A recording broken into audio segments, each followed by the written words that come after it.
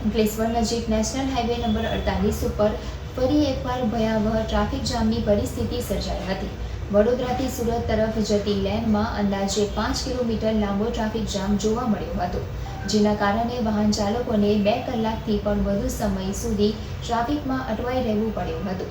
આ ટ્રાફિક જામના રાત્રિના સમયે લેવાયેલ આકાશી દ્રશ્યો સામે આવ્યા છે.